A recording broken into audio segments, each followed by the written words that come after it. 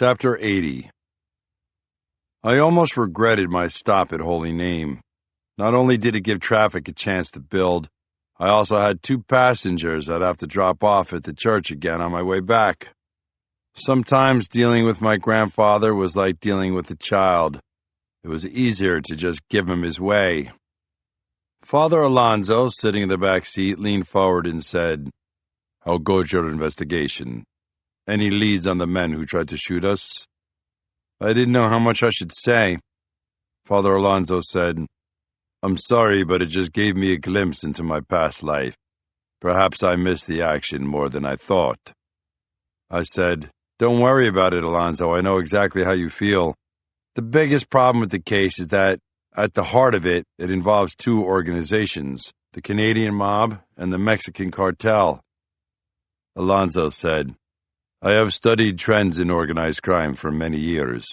Although Canadians don't cause a great deal of problems in Colombia, I still know that they can be as ruthless as anyone. They're also constantly underestimated. The stereotype of the polite Canadian doesn't help them when they're trying to scare people." I said, "But they're no match for the Mexican cartel." "Agreed, especially if the Mexicans are importing killers from Colombia. They have too much money and too large of an established network.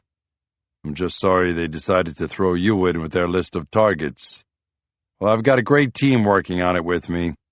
We'll find this killer and keep her from causing any more havoc."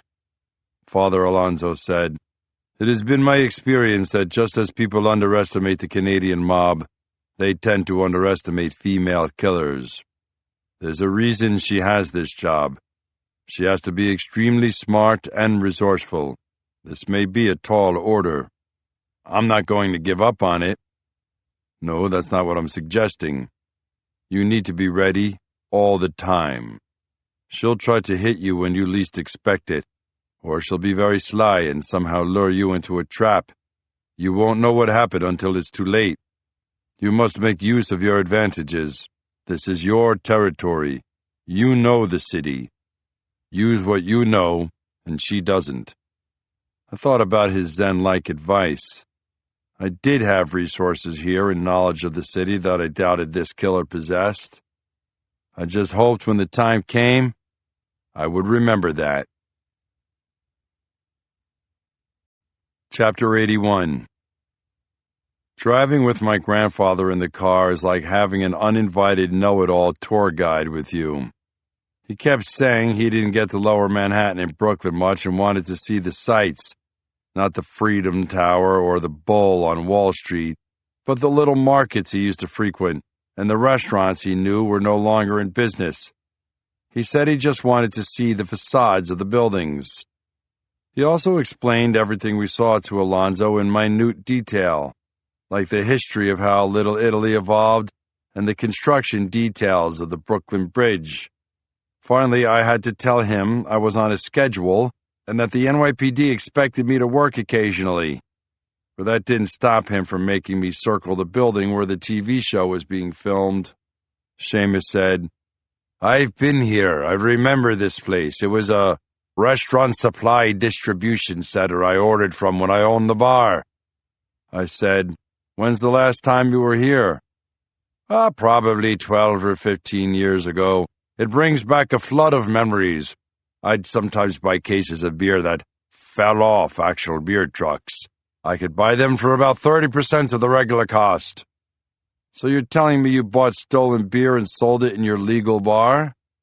"Or sometimes I'd tack on an extra fee, saying that there was a shortage of beer and I was able to grab some of the last cases." He wore a mischievous grin that made him look like a leprechaun.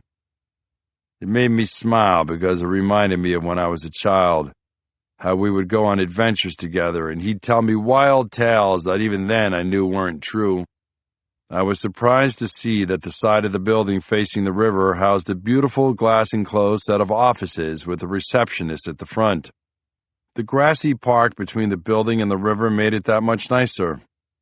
I wondered if this had anything to do with the TV or movie business. Maybe it was a separate part of the building the owner rented out. With the East River in front of it and some nice landscaping around the park, it was definitely upscale. Seamus rolled down his window and said, I don't care what anyone says about the East River. I like the smell of it. Reminds me of home, the sea. As we slowly turned at the corner of the building and were driving next to the sidewalk, Seamus said, I can't wait to see Jules. I said, Juliana. She likes to be called Jules on the set. How do you know that? Have you been on the set before? I stopped the car to stare at him as he looked sheepish and wouldn't meet my eye. The stagehand carrying a box on the sidewalk looked over and said, Hey, Father. It was rare to catch the old man so cleanly. Now I gave him a good nod and said, Explain that. Without missing a beat, Seamus said, He's your illegitimate uncle. Funny. I did note that Father Alonzo was laughing in the back seat. You just said it had been a dozen years since you saw the building. Seamus said, Well, I meant it had been a dozen years since I saw the front of the building by the river. I saw the rest last Friday when I watched them film a scene with Jules. Oh, she was fantastic. She's really talented. Then I saw two women come out of the building's door about 50 yards from us. It took me a moment to realize that one of them was my daughter. Seamus said, Who's that with Jules? I didn't recognize the striking woman with the long dark hair. She was chatting casually with Juliana, but there was something about her that seemed familiar. I started to get an uneasy feeling. I pulled to the curb.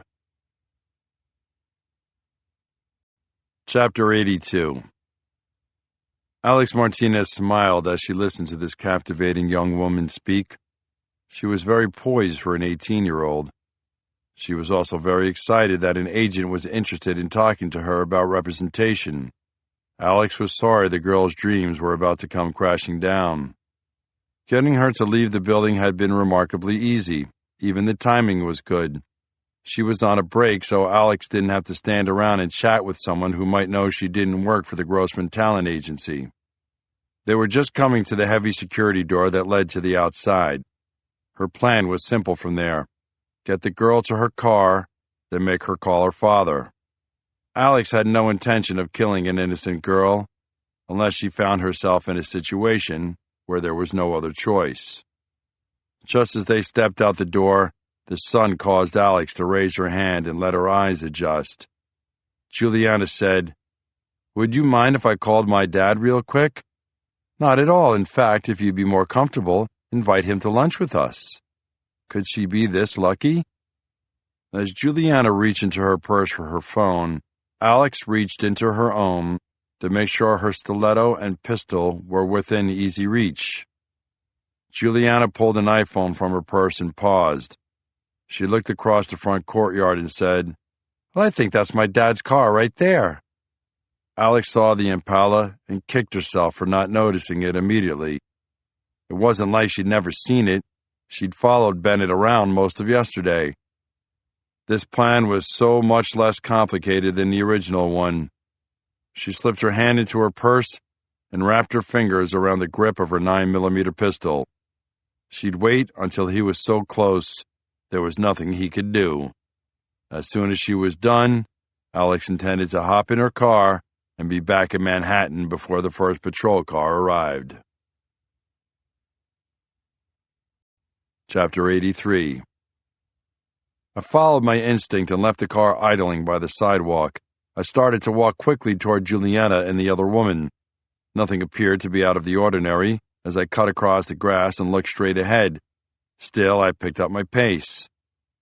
Juliana smiled and waved. The woman stood next to her and made no overtly threatening movements. Maybe I'd let my paranoia get the best of me again. I felt like an idiot. I stepped onto the walkway that led to the door where the two women were standing. I looked over my shoulder quickly to make sure my grandfather and Father Alonzo were still in the car. They had both stepped onto the sidewalk. Now I relaxed slightly, as it appeared that Juliana was just coming out the door with someone from the production company. Most of the people working on the set looked like electricians or plumbers. When I was about 20 feet from Juliana, she said, "What are you doing here during a work day?" I'm never too busy to see one of my kids. I was waiting for an introduction to the other woman as I walked toward them. The woman reached in her purse casually. When she pulled out her hand, I could clearly see the small semi-automatic pistol in it. Right at that moment, I knew exactly who this woman was. Chapter 84. Alex had to struggle to control her impatience. She didn't want to act too quickly as she watched the tall detective make his way across the courtyard and onto the walkway leading to his daughter. She trusted her ability, but anyone who had been around guns knew that every couple of feet of distance from a shooter added a degree of uncertainty to a moving target. Plus, he had proved he was wily and fast when the 3 Dominican gunmen tried to shoot him in front of the church. It was important that she maintain her composure and allow him to walk into the ambush. That's what it really was, an ambush. She may not be hiding behind a door with a gun, but there was one in her purse, and she intended to draw it when he was about 10 feet away. She felt that twinge of excitement mixed with nerves. She had a minute tremor in her right hand. This was everything she had worked for on this contract, which had kept her away from home for too long. She could feel the sweat build on her forehead and her heart start to pound. Did the girl standing next to her notice? If she did, she didn't acknowledge it. There would be almost nothing Bennett could do, and the closer he got, the more effective the gun would be. She would have to put 2 into his head just to be sure. At least she wouldn't have to hurt the girl. Unless she did something really stupid. Alex's hands felt clammy from sweat. The girl called out to her father. He answered with a smile. This was embarrassingly easy. She reached into her purse with her right hand. She concentrated so that it wouldn't be a rushed, suspicious movement. Now she found the perfect grip for the pistol and pulled it out of her purse casually. Alex didn't want to risk blowing this wonderful chance. Her first shot would be well aimed. Once the pistol cleared her purse, she extended her right arm and started to sight down the barrel to the center of Michael Bennett's face. She took a breath and started to squeeze the trigger. Chapter 85. Just as Alex Martinez extended her hand fully and began to get a clear view of her target, everything went haywire. She squeezed the trigger just as Juliana bumped her arm. The bullet went high and wide. Suddenly she realized it wasn't an accidental bump. The girl had realized what was happening and took action. What the hell? Now she had to fight the daughter as well as the father? She couldn't waste time and give Bennett a chance to close the distance. Juliana grabbed hold of Alex's arm and threw an elbow into her face, knocking her back toward the door. Alex saw stars, then felt a trickle of blood seep out of her nose. Alex's face throbbed from the blow. Apparently, the apple didn't fall far from the tree. This girl was tough. Alex moved fast and jerked the girl toward her. Somehow she had managed to retain the pistol in her right hand. That was the only thing that kept Bennett from charging them right then. Alex had to think quickly. She used her left arm to pull the girl close to her, twisted her right hand, and put the gun to the girl's head. She wished it was the stiletto, because a small cut and drop of blood would have stopped Juliana's father in his tracks. Alex started shuffling backward quickly and whispered into Juliana's ear. "Open the door, unless you want your brains all over your father." She turned her attention to the advancing detective and didn't say a word as she shoved the pistol into Juliana's temple. She wanted the girl to cry out to make a point. The girl kept quiet, but the message was sent, and Bennett froze in place. Bennett stared at them. He had already drawn his pistol and was shuffling slightly from side to side, clearly trying to get a better shot. When he saw that Alex meant business, he backed away slightly and took the gun off target, but it was still in his hand. Juliana opened the door, and they backed into the darkness of the corridor that led to the stage. Alex moved away from the door quickly. This was not what she had planned, but perhaps she could still salvage it. Her excitement and nerves had been forgotten during the action. Now she had to think clearly. She had researched the building, cased the area, and she knew she could flee through this corridor into the business offices and out the exit near the East River. She was about to give up hope that she'd have a chance to fulfill her contract when the door opened and Michael Bennett stood, outlined by the sunlight. Chapter 86. I don't know if I'd ever felt this kind of pure panic. Seeing my daughter with a gun to her head made me sick to my stomach, literally. But vomiting wasn't an option. That wouldn't help anyone. I had my gun up as I sprinted into the fatal funnel of the doorway. This is where cops are most likely to be shot, outlined by bright light. I slipped into the corner near the door. It was dark, and I took a moment to let my eyes adjust. I also had to let my breathing calm down. If I had to shoot, it might be a tight shot past Juliana. What a nightmare. The woman continued to walk backward, dragging Juliana along with her. My daughter's eyes showed the terror she felt, but she wasn't crippled by fear. Seeing her like that almost crippled me. I wasn't sure where this dark hallway led, but I didn't intend to let them get to the end of it. Now I crept along the wall with my gun up in front of me and saw them again. The woman stopped, and I saw Juliana's face clearly. She was terrified. So was I. I made a decision, planted my feet, and took aim. As I let out my breath and focused over the front sight, I saw the woman's dark eyes. We were fairly close, maybe 20 feet apart. I shut out every distraction, my pounding heart, the sweat in my eyes, my shaky hands, and the noises from the set. Then the woman spoke. She said, "Get back, lower your weapon, or I'll pull the trigger." It wasn't just what she said, it was how she said it. She wasn't panicked, not ranting. She was calm, professional. I had no choice. I'd never surrender my gun, but I lowered it slightly. I couldn't risk her harming my Juliana. I kept the gun in the low, ready position so I could pop it back on target quickly if I needed to. I was trying to buy time. I knew that if Seamus and Father Alonso were inside the building, someone had called 911. The cavalry would be here soon. I could feel a tremor in my arm, and it scared me. No parent could ever imagine being in a position like this. The woman said, "Stay there," in the same professional tone. Then she began backing away. I let her go. All I wanted was Juliana safe. I watched as they reached the next door down the dark hallway. The woman eased a gun away from Juliana's head slightly. I felt a flicker of hope. Then they were through the door and out of sight. I had to get back to Juliana.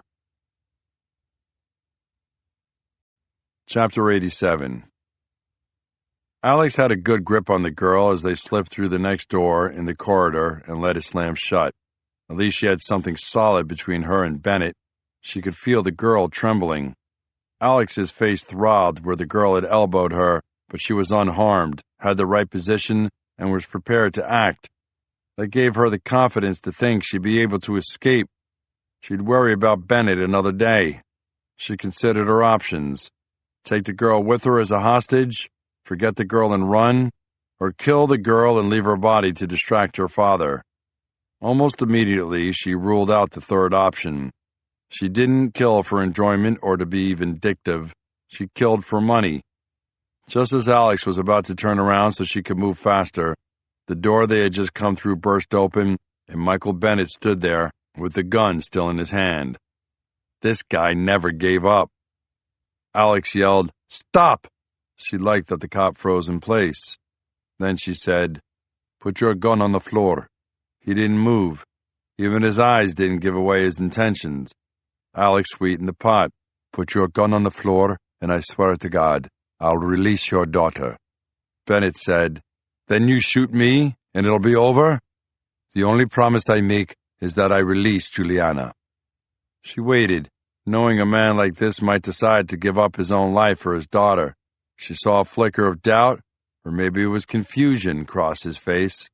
Then he held up his left hand to show it was empty, as he slowly bent with the gun in his right hand, as though he was going to place it on the dusty hardwood floor. She tightened her grip on Juliana just in case the feisty girl tried to escape at the last moment.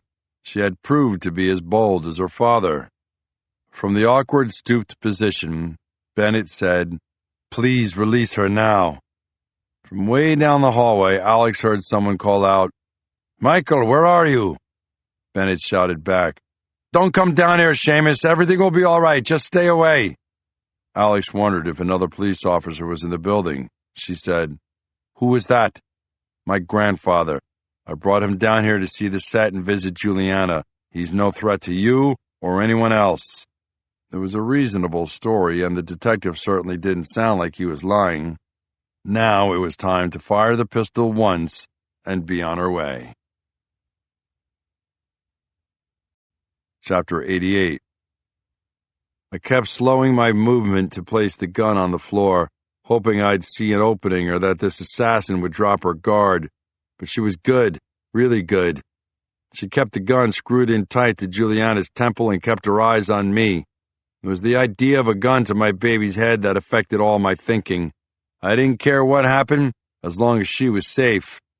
Even when Seamus called out, it didn't break the assassin's concentration. She kept the gun right where it was and managed to stare me down. Now I just hope Seamus didn't blunder into this shitty predicament. I could see the woman getting impatient, and I wasn't sure what to do. In every NYPD training session I had ever attended, instructors shouted at us, "Never surrender your gun." Some of the old-school instructors were more colorful about it.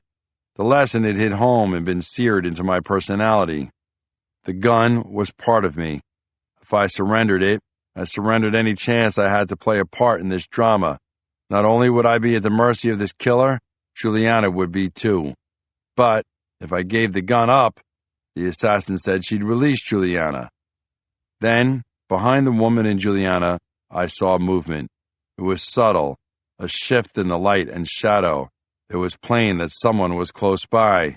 Then hands wrapped around the woman's shoulder and knocked the gun slightly away from Juliana's head. The gun went off right in front of Juliana's face. The noise was shattering. The flash illuminated Juliana's eyes filled with fear. In the flash, I also saw Father Alonso as he fell back with the woman in his grasp. Through the din from the gunshot, I heard Father Alonso yelling, "Grab Juliana!" I did as I was told and grasped my daughter's left wrist and pulled her so hard that I felt her whole body slam into mine. I lost my balance, and we both tumbled to the floor.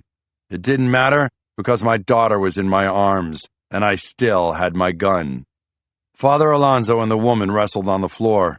In the dark, I saw the flash of another muzzle blast an instant before I heard it. Once again, the sound bouncing off the solid walls of the hallway was incredible. It shook my whole body. There was a brief scuffle after the gun went off. Then the woman came off the floor in a sprint, running away from Father Alonso, still on the floor. She was out of sight before I could even raise my pistol. Quickly, I came to his aid and knelt down next to him. He was starting to curl up in the fetal position. In the dim light, I could tell he'd been shot in the abdomen. He was already trying to stop the bleeding and keep his cool. He looked up at me and said in a weak voice, "Juliana. She's safe, thanks to you." "Old instincts die hard. I had to do something." He winced and coughed. Some of his spittle was tinged with blood. Juliana came up alongside me, and Seamus appeared from the hallway. Seamus looked down and muttered, "Oh, God." Then he also dropped to his knee, immediately took a handkerchief from his pocket, and told Alonso to move his hands. Seamus looked at me and said, "Help is on the way." Alonso said, "You can't do anything here. Go catch her and end this nightmare." I was running just as hard as she was in an instant. Chapter 89. This was not how Alex Martinez had imagined the hit would go, but the mark of a professional is to make adjustments and come home alive at the end of the day. That was her goal right now. She had no idea who'd grabbed her from behind, but he gave a good fight and barely let go even after she fired into his stomach. She had run from the shooting and wandered for a few seconds inside the studio. She had turned from the main hallway and now was in a maze of corridors and storage rooms. She knew if she kept heading away from the door she had come through, she would find a way out. Going back through the same door would be suicide. Alex wasn't panicked. She never panicked. But she had never been in quite this situation. She wiped the sweat from her face several times and got control over her breathing. Every pillar and curtain looked the same. Was she going in circles? She passed 2 different people in the patchwork of hallways and kept a gun in her hand, hidden in her purse. She stopped the second man, apparently some kind of lighting technician, carrying a long pole with a set of lights on the end of it.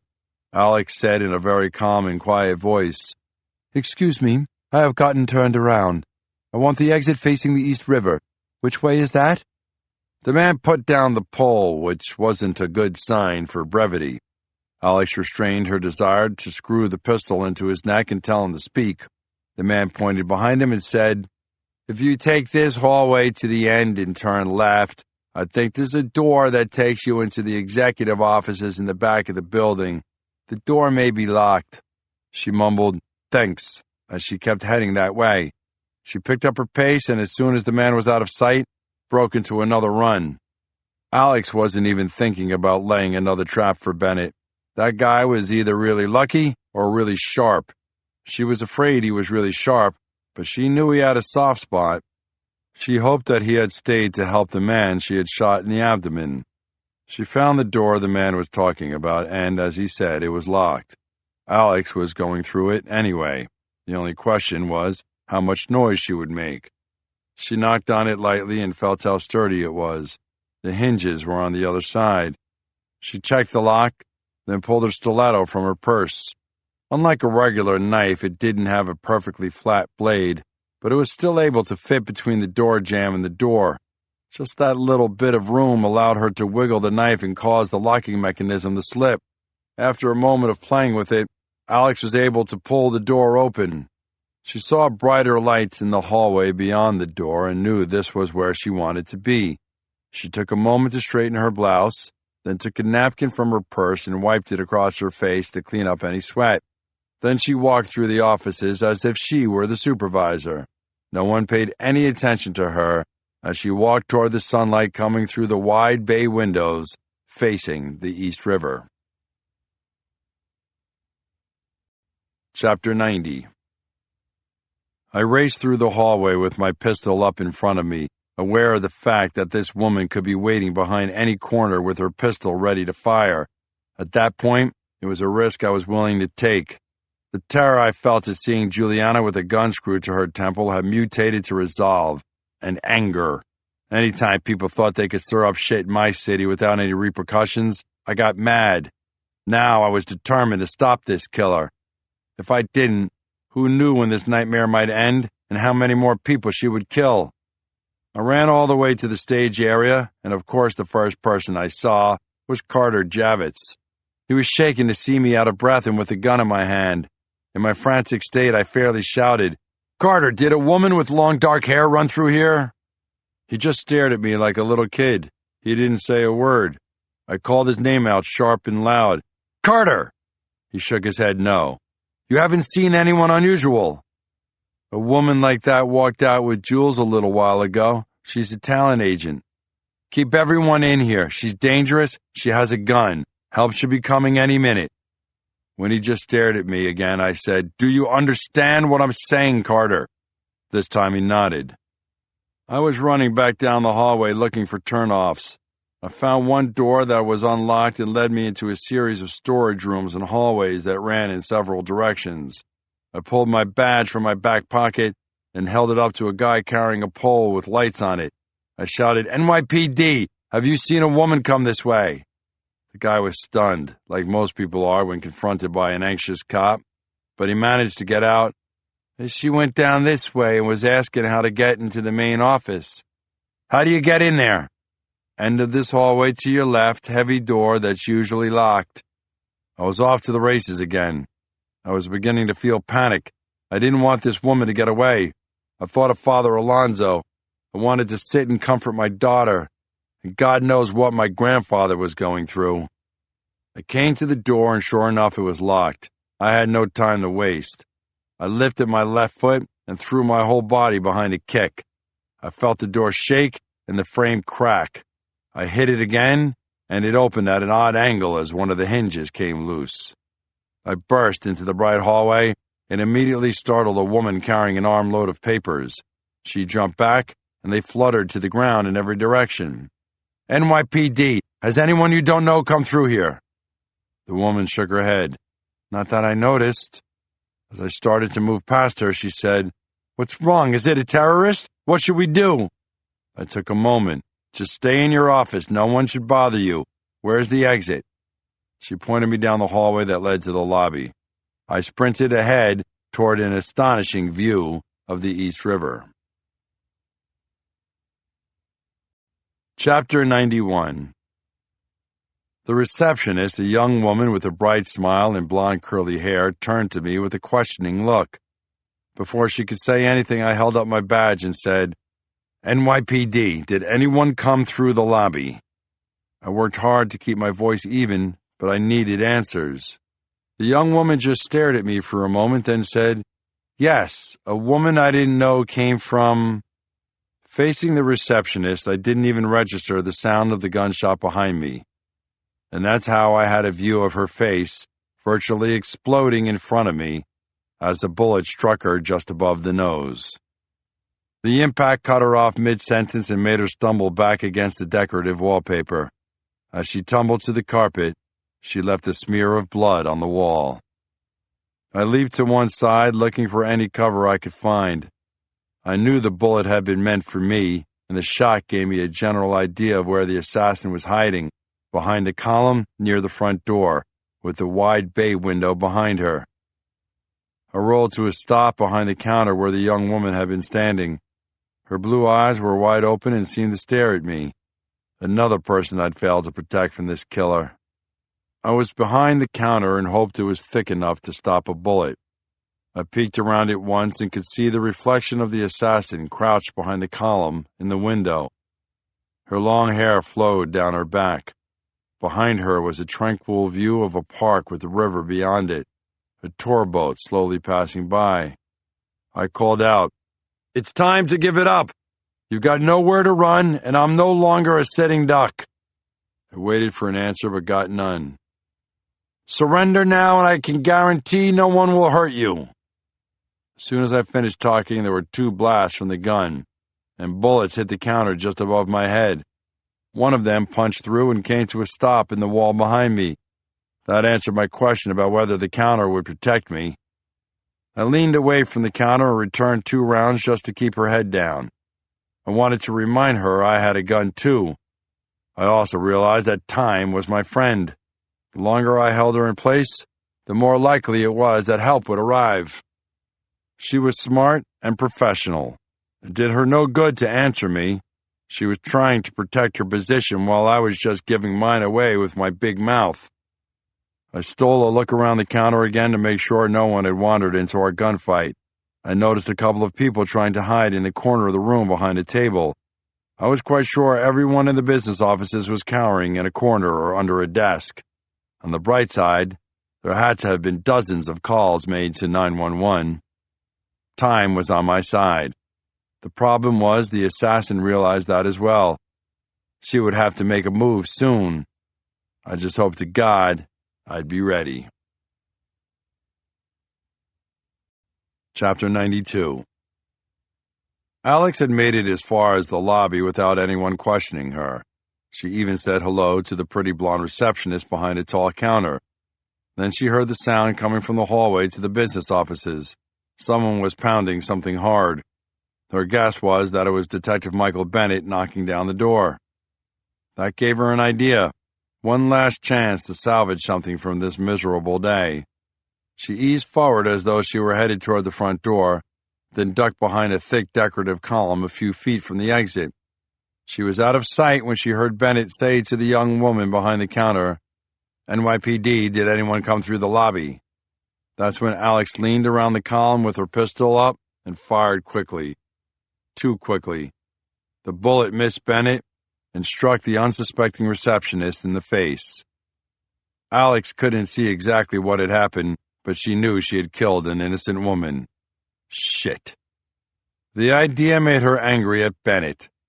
He had forced this. He wouldn't let her just get away. She had to kill him. Now.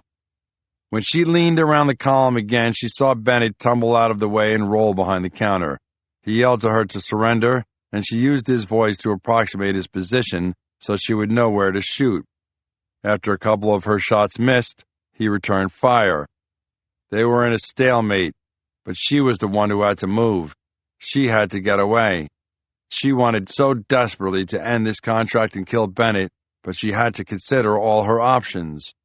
If she sprinted for the exit, she'd be away from cover, and it would take time to open the glass door. That would give Bennett time and a clear shot. She had no doubt he'd take it. She leaned back against the column and looked out at the East River. No one was racing from that direction to help the detective. She could see a park and open sidewalks. That was where she needed to be, out in the open, at least making an attempt to get away, so she could head back to Columbia as soon as possible. She could picture her girl squeezing her when she came back to the ranch. She raised the pistol and fired 3 rounds into the wide glass window. She knew the sound of the gunshots would keep Bennett behind cover. This was not safety glass. It was more decorative and cracked uniformly between the 3 bullet holes. She stood up and risked it all by throwing her body against the crack in the window. She braced for a brutal impact, not knowing what the shattered glass might do to her skin. But it gave way, and she tumbled onto the sidewalk, virtually unharmed. Alex considered running to the river, but then it might be easier to cut her off. She decided to stay on the studio property and came out in a place where no one expected her. She wasted no time jumping to her feet and racing along the sidewalk that led to the other side of the building. She didn't see Bennett in pursuit, so she kept her remaining bullet in case she ran into other trouble. Chapter 93. I needed something to happen.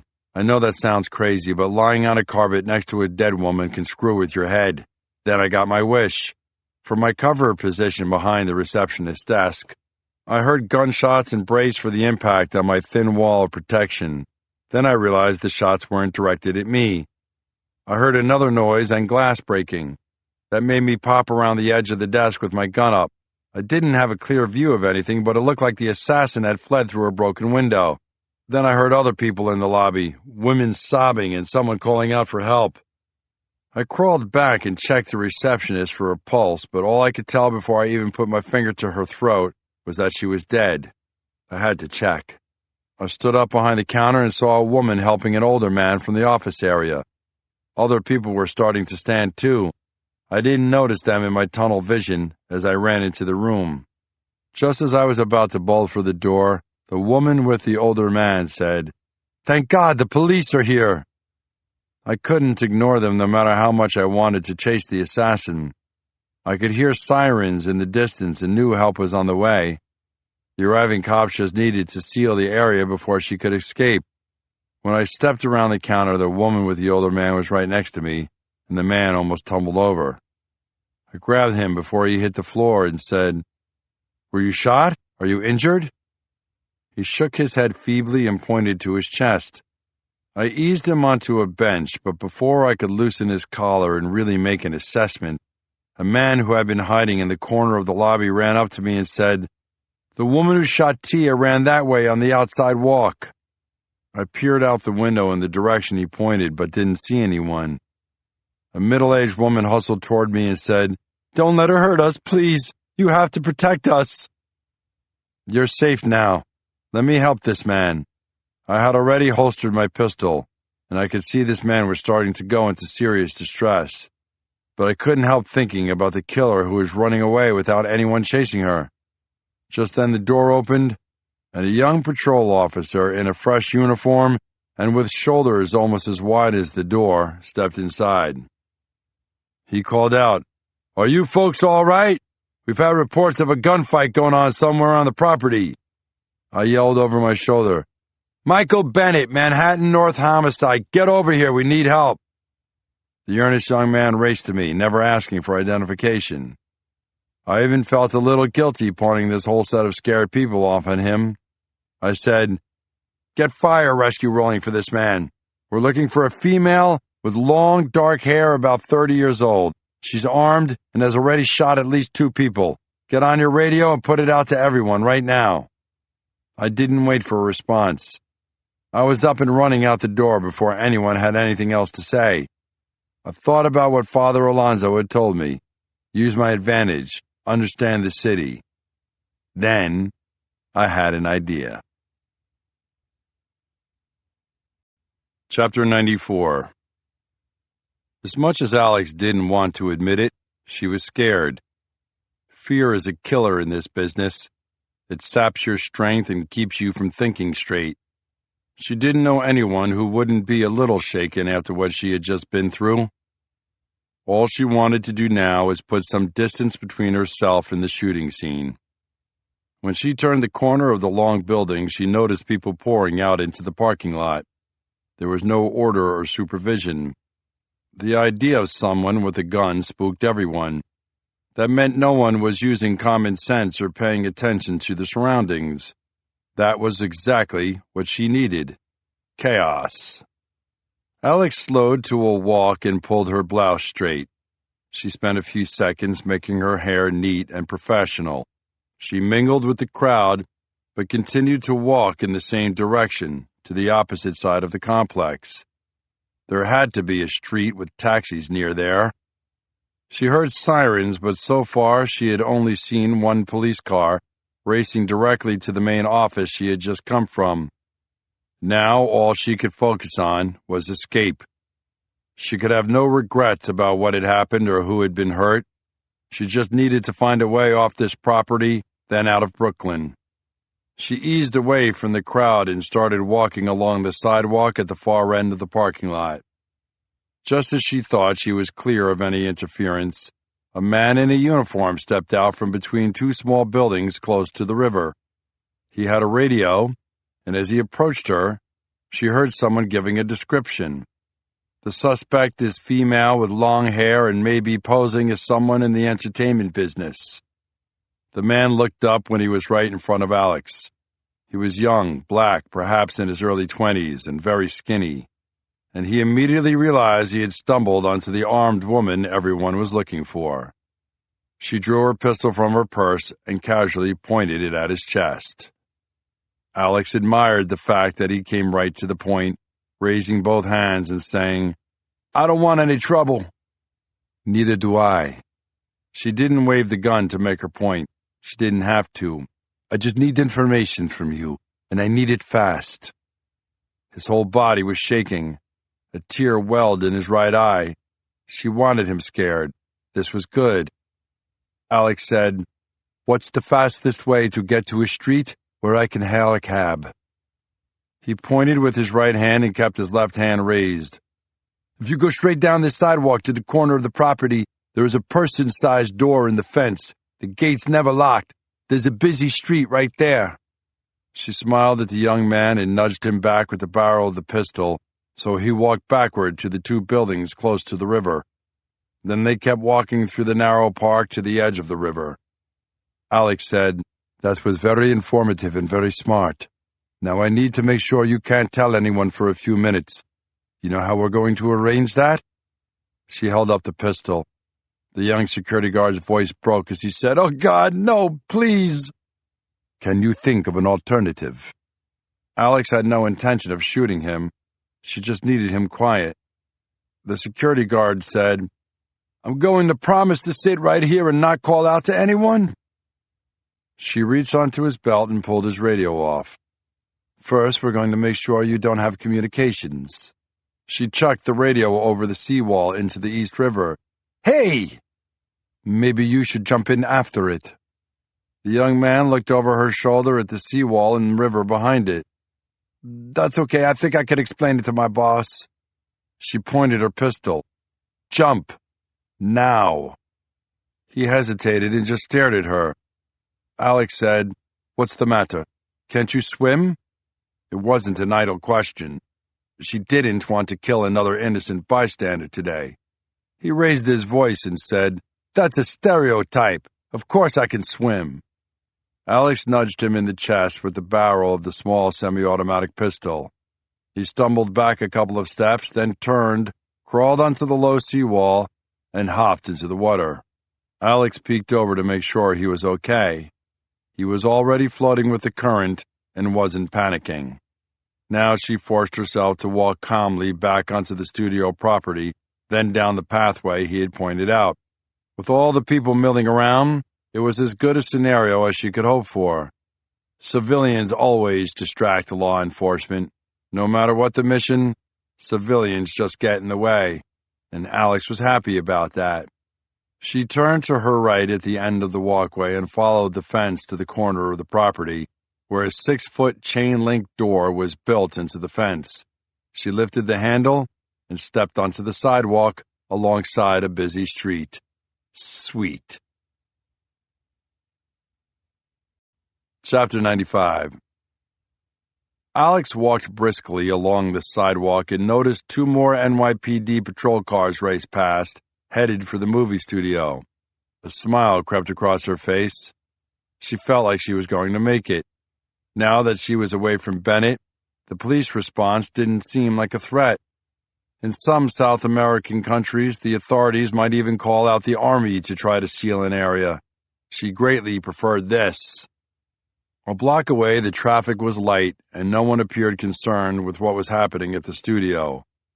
A McDonald's looked like a good place to lay low, but Alex needed to get out of the area. She kept walking, trying to blend in. The last thing she needed was to call attention to herself. At the corner, she saw 2 cabs turn onto a side street. That's where she needed to be. She stopped for a moment to get her bearings. She could see the Freedom Tower in the distance and the Brooklyn Bridge not far away. She would take a cab to within a few blocks of her hotel, then walk the rest of the way, just in case someone put some effort into finding out where she went from here. She didn't intend to waste any time after that. She would catch a bus south and then a flight out of Baltimore or perhaps Reagan National. It was extra work, but would give her peace of mind. No one would be able to figure out who she was or where she went. Alex kept a steady pace down the street, her right hand just outside her purse for easy access to her weapons. No one gave her a second look. Another police car flew by, followed by a paramedic truck. She turned the corner and saw 3 cabs sitting along the curb near the middle of the block. As she approached, she caught the first driver's attention and stepped directly to the rear passenger door. Her survival instinct told her she wasn't quite clear yet. She grabbed the stiletto from her purse and held it in her right hand. Just as she grabbed the cab's door handle, she heard someone from behind her say, "Police, don't move." She let the stiletto rest on the cab's roof in the crease where the door closed. Chapter 96. As soon as I called out, "Police, don't move," I felt an odd mix of emotions. There was that taste of excitement any cop feels at the moment of making a big arrest, but I also felt anger. There was something strange for me. I could usually detach myself at a moment like this. I saw her freeze, but I wasn't going to take any chances. I aimed my service weapon at her head. The taxi driver was a veteran of the New York streets. He knew to lie down in his seat to keep out of the line of fire. The woman didn't move and rested her hands on the cab's roof. I knew she carried her pistol in her purse, so I immediately said, "Drop the purse on the ground. Do it now." She hesitated, then tilted to her right and lowered her right arm. The purse slipped off and plopped on the ground. I could tell by the way the purse thumped on the sidewalk that it had a gun in it. The same one that killed that young receptionist. The same gun used to shoot Father Alonzo in the stomach. The same gun she had pointed at my daughter. Now I stepped a little closer. I kicked the purse away from her and leaned forward. I used my left hand to grasp her left arm so I could handcuff her. Then I felt her weight shift. It was slight, but if you'd been in a street fight, you'd know what it meant. She pushed hard off the cab, knocking us both back on the sidewalk. I stumbled but kept my balance. Then she spun and extended her right arm. It arced through the air toward my face. I ducked, and the blow missed me. That was when I realized she had a knife of some kind in her hand. It took me a moment to comprehend that it was the stiletto she'd used in the murders. She wasted no time after the first strike missed me. The woman threw a front kick aimed at my groin.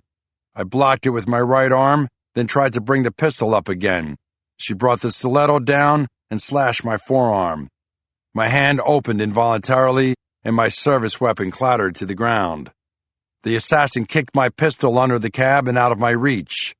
Blood soaked the shredded sleeve of my jacket. It took a second to register the pain as it shot up my arm. I took a step back, a little dazed, then faced the assassin as she thrust the stiletto at my heart. She let out a grunt, or maybe it was a "Kiai" she learned from her Columbia-based martial arts instructor. I shifted a fraction and felt the stiletto skitter across my shirt. That was close. I lifted my right arm and wrapped my hand around hers, the one that held the stiletto. She was faster than I was and had more pure fighting skill, so I had to use my size advantage. I held onto her hand even as she struck my face with her left elbow. I lifted her off the ground, then both of us tumbled to the sidewalk. I landed on top of the woman who, for all her skill, was still 70 pounds lighter than I was. The stiletto made a clinking noise as it fell into the sidewalk. I felt the fight go out of her. It was over. Chapter 97. It took a moment to secure the assassin with handcuffs and make sure I had all her weapons. She stood up gracefully, even with her hands cuffed. She faced me with a look of defiance. I held my right forearm in an effort to slow the bleeding from the gash she had given me with that stiletto. Blood dripped onto the white sidewalk in a crazy red pattern. I felt the anger rise off me. This woman had caused me so much pain. "What's your name?" She gave me a pretty smile and said, "At this time, I'm not going to say anything." "You won't tell me who wants me dead?" "I think you might have already figured that out." Then she looked at me as if she were having a conversation. "I don't think I have ever met a police officer as relentless as you. You gave me plenty of motivation. You could have always taken your family and gone into hiding. Well, there was another reason why I couldn't let you slip away." She looked intrigued as she said, "And what could that reason possibly be?" "Antrol Martins." "Excuse me?" "He was my partner who was killed by a hand grenade. Or do you not even pay attention when innocent people are killed?" "I feel it, after my work is done. His wife and 2 children feel it every day, and now continue to struggle, maybe the rest of their lives. There's no way I could ever run from someone like you." The woman shrugged and said, "Too bad. It would have saved a lot of heartache for everyone." I gave her a hard stare and said, "Will you talk to me? We might be able to do some good." She shook her head and said, "I'm afraid I can say nothing more until after I speak to my attorney." It was over. I felt a wave of emotion rock through me. I managed to say, "You're under arrest." She just nodded. Then after a moment, she said, "How did you know where I would run to?" I saw a patrol car down the street racing toward me. I gave her a little smile. "I'm a New Yorker. I know where the tourists will head." Chapter 98. 2 weeks after the shootout in Brooklyn, the entire family attended a ceremony for Father Alonso at Holy Name. He had only been out of the hospital for a week, but the city seemed desperate to honor a brave citizen. The local media had produced dozens of stories about the hero priest who had risked his life. Even the young doctor who treated him at the hospital had gained some notoriety, interviewed by the Today Show and Fox News. The media coverage, as well as his storied career in the Colombian National Police, attracted visitors from near and far. All the bigwigs from the NYPD as well as the Catholic Archdiocese, sat just behind us with the mayor, though he had a rocky relationship with the police department. There were a dozen members of the Colombian National Police who came to pay their respects. They seemed pleased that they could make a claim on the priest who had helped capture a killer. Father Alonso was not required to speak to the crowd, only to stand and accept an acrylic plaque from the police commissioner. He looked stiff and had told me he was a little sore from the bullet. Seamus sat next to Alonso during the short ceremony. He was beaming as if he had trained Alonso in his fighting skills. I knew he had some remarks to make. I noticed that he sat during the entire service, and it made me worry about his health and stamina. But when the time came, he stepped to the microphone and was the picture of solemn dignity. He looked down and smiled at his great-grandchildren, just as he did whenever he gave the sermon during the regular Sunday service. He cleared his throat and had every person in the room staring at him. Seamus started slowly at first. Alonso Garcia makes a difference in the world. How many people can say that? He was a respected police officer in Colombia until God called him to service in the church. No matter how you look at him, as a cop, as a priest, or as a man, he is an inspiration. I can tell you personally, few people have meant more to me in my life. He looked down at Juliana, and a tear ran down his cheek. Then I found a tear running down my cheek, though I'd never admit it to Seamus. Chapter 99. At the reception following the ceremony, I met many of Alonso's former comrades from the Colombian National Police. Alonso sat whenever he could, and I was worried he was getting tired. Seamus was watching him like a mother hen, so I figured he'd keep Alonso from overdoing it. One of Alonso's early partners was second in charge of the entire force, and he was clearly proud of his friend. He stepped over to speak with me. The tall colonel said, "We're aware of the woman who was arrested for shooting Alonso. Alexandra Martinez works on the fringes of the underworld, and there are many rumors. Some people call her the Beautiful Death." I said, "She certainly had me running in circles. If it wasn't for Alonso, I'd be dead. Every man in this room who came to pay respect from Colombia could say the same thing. I'm sure Alonso appreciates you guys traveling so far. We were also interested in gathering any information you have on Miss Martinez. Well, she hasn't said much, but at least we have some clear booking photos and she's in some computer systems now. You will be able to convict her, correct? Well, I think we have enough, not just for shooting Alonso, but also for the murder of a receptionist in the building she was escaping from. We're also looking at several other homicides we believe she was involved in. You can never count on it, but this sure seems like a strong case to me." Almost as soon as I was finished speaking to the colonel, a well-dressed man in his early 40s extended his hand and said, "My name is Oscar." He had an accent, but I couldn't tell from what country. I said, "Are you here with the contingent from the Colombian National Police?" He smiled and shook his head. "No, Detective, I am decidedly not with them. I am from a business organization based in Mexico." I gave him a sidelong glance and said, "What kind of business organization?"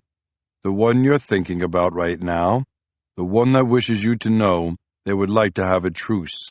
They will no longer support any efforts to harm you or anyone associated with you." "And why do I receive such an honor?" "Purely economics. We don't want trouble. We don't want violence. Both things cost us money. You got caught up in something that really shouldn't have escalated. You have my personal and sincere apologies, and my assurances that it will not happen again. Would you care to share that information with any of my co-workers or the visitors from Colombia?" "I would not, and I was really just showing my respect. This was a courtesy call. You need not look behind every door anymore." "And my son?" "The attack at the prison will never be repeated. He is safe, at least, from us. And if I believe you and let down my guard, who's to say it's not just a trick?" "We don't need to use tricks. We have an army at our disposal. We choose not to use that army and hired someone with a good reputation. She was unable to complete her assignment. and now I've completed mine. Choose to believe me or not, but life will continue. Good day, Detective. I could have stopped him, but what could anyone do? There was no warrant out on him, and it wasn't a crime to say that you may or may not be associated with a criminal organization. Something told me his message was sincere. I stepped over to Mary Catherine and gave her a hug. I felt the weight lifted off my shoulders. As I watched the man walk away, a hand on my arm made me jump. I spun to see the smiling face of Father Alonso Garcia. He said, "A little nervous, are we?" I shrugged. "We can't all be hero priests." That got a laugh. "You know how silly that is. For men like us, action is the only answer. I took action. That's it. And in the process, saved my daughter. By extension, saved me and my whole life." I embraced him. Chapter 100. I attended several of the hearings for Alexandra Martinez. Someone was paying for two of the best lawyers in New York. They were arguing everything from her bond to her immigration status. They wanted her out of jail before trial. Then the prosecutor stood up. For a change, she had a reason to look smug. She said, "Your Honor, Miss Martinez has been charged in 2 homicides for which we have reliable eyewitnesses. She's currently being investigated for as many as 6 other homicides in New York. But before we even worry about any of that, I have to advise the court and counsel for the defendant that the authorities in Italy have contacted me to say they're currently putting together a warrant for Miss Martinez's arrest in connection with a murder that occurred in Rome 2 years ago." It was rare that prosecutors had so much ammo when facing high-powered attorneys with wealthy clients. This had to be fun for her. She even milked it a little bit by continuing to stand after she was finished.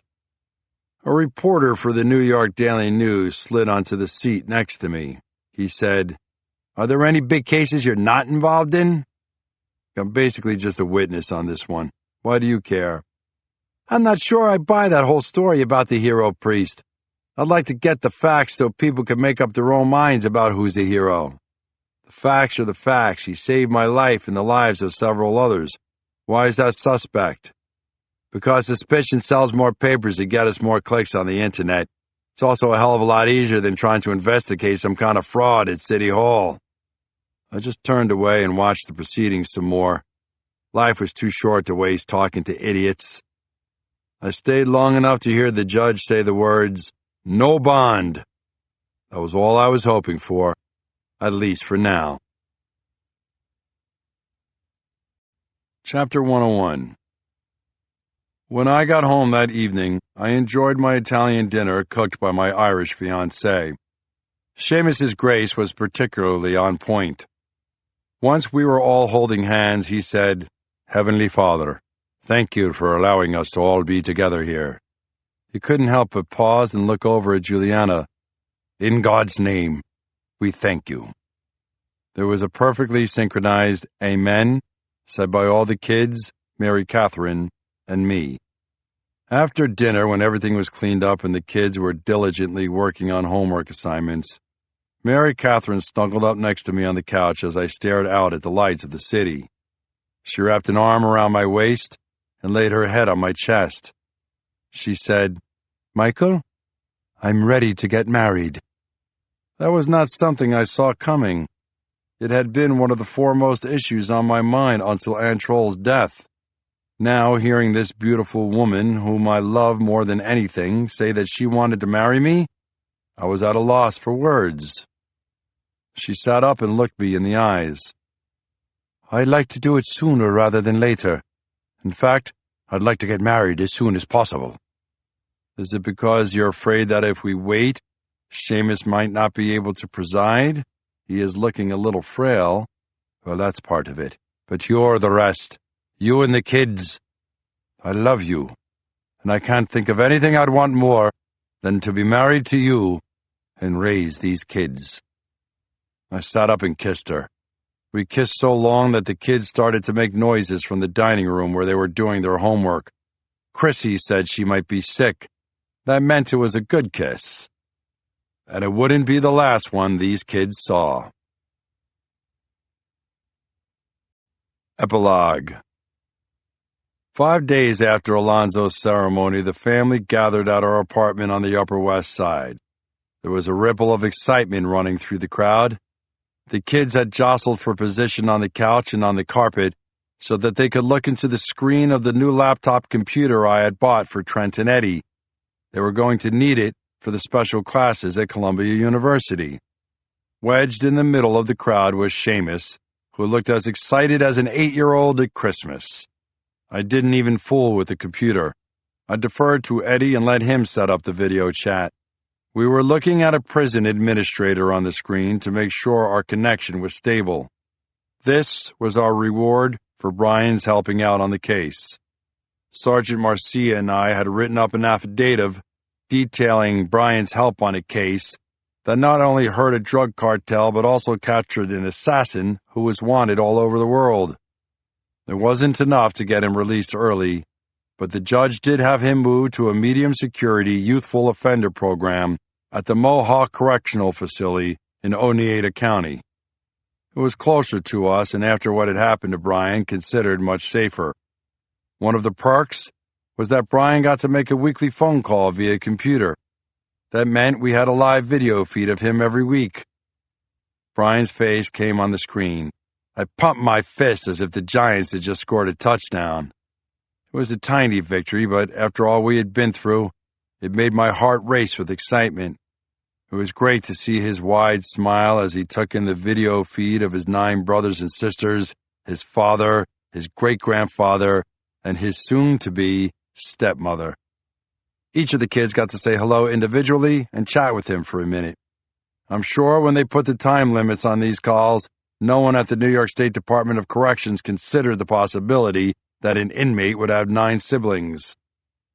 Then the boys talked to him as a group for a minute. Ricky said, "How's the food in there?" "A little better than Gowanda." Eddie said, "What kind of computer are you on right now?" Brian gave him a quick laugh and said, "It's no brand name, that's for sure. One of the classes here is computer technology. These computers were all built by parts ordered in bulk. It's a big, ugly desktop, but it gets the job done." I realized that prison life had filed off any ideas Brian might have had about luxury, but he looked good. His smile alone was enough to cheer me up. Seamus chased away the kids and sat down with me on the couch so the two of us could talk to Brian alone. My grandfather said, "Are you keeping your priorities straight, Brian?" "Yes, sir. I've signed up for every possible course. I'm trying to read 2 books a week, and I go to the service in our chapel every Sunday." Seamus nodded in approval. Good lad, good lad. I finally had my turn to speak with my son for a few minutes. I told him, "Don't worry, I haven't given up on getting you out. I have other angles to work on." "I'm not worried, Dad. I know you'll do your best. Who knows? Like Gramps says, God works in mysterious ways." That was enough for me. No matter what happened or what conflicts I faced on the NYPD, I could rest easy knowing my son believed in me. And there was no way I was going to let him down. This has been a Hachette audio production of Ambush, written by James Patterson and James O'Bourne, read by Danny Mastrogiorgio, produced by Cheryl Smith, directed by Matt Longoria, recorded by Sal Barone, post-production by Beat Street NYC. Ambush is also available in print and digital formats from Little Brown and Company, a division of Hachette Book Group. For more Hachette audio productions, visit us at hachetteaudio.com. Thank you for listening. Text, copyright 2018 by James Patterson. Audio production copyright 2018 Hachette Audio. All rights reserved. Hachette Book Group supports the right to free expression and the value of copyright. The purpose of copyright is to encourage writers and artists to produce the creative works that enrich our culture. The duplicating Uploading and distribution of this audiobook without permission is a theft of the author's intellectual property. If you would like permission to use material from the audiobook, other than for review purposes, please contact permissions@hbgusa.com. Thank you for your support of the author's rights. This audiobook is a work of fiction.